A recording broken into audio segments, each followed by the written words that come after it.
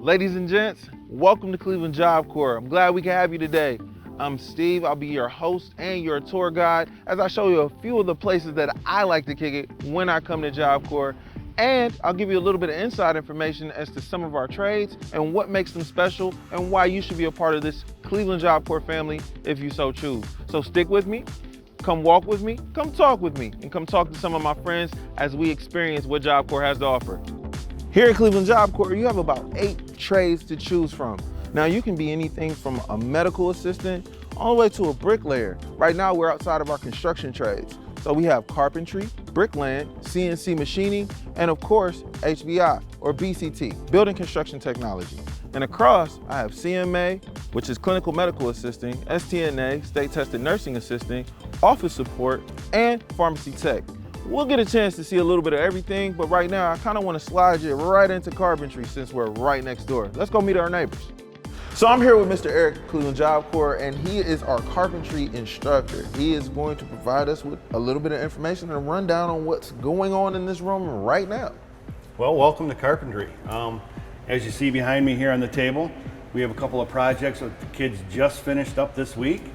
They built some birdhouses, a couple of step stools, and a toolbox. These are all things that they're going to learn right when they walk in the door. Later on down the line, they're going to do the same project again so they can see how they can progress throughout their time here. That's pretty awesome. Now, what led to you becoming an instructor here? I mean, is there anything that maybe influenced you to become an instructor? I've been a carpenter for 22 years. I've been a coach for 20 years. And I believe coaching and teaching go hand in hand. It's the same thing, just a different aspect. I like to share my craft and what I do with other people. I've always been taught that with these things, you can make a great living. You don't need to go to college. You can make a good living using your hands and using your mind.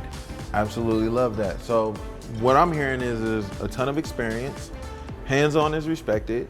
Not everybody's gonna go to college, but that's okay. There's still some really quality options for you right here at Cleveland Job Corps. What's going on, Job Corps family? I was about to play a game of pool, but I see that you decided to join me. So why don't I explain where we are? Right now, we're in our rec center.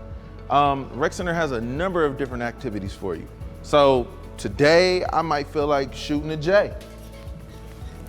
Dang, I could have made it, but I didn't. Oh well, things happen.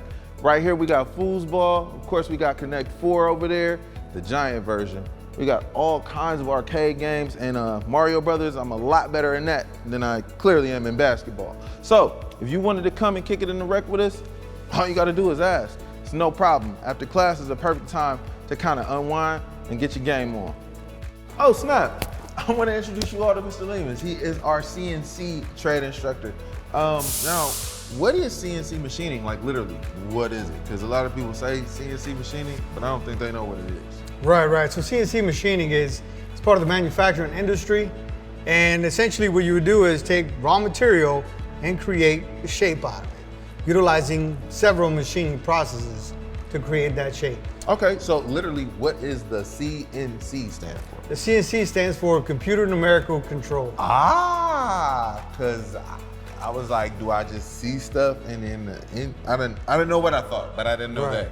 So if we're talking about computer numerical control, we're programming things to make things? Is that pretty much what's going on?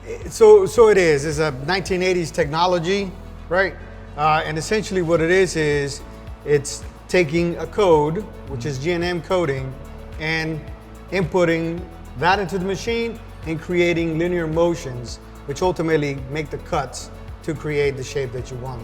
That's awesome. Would a newer version of that be kind of like 3D printing? So yes, they work in the same concept in the Cartesian coordinate system. So they utilize the same G&M code.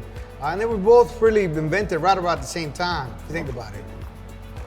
Awesome. So we were in the future back then. I guess we're back to the future.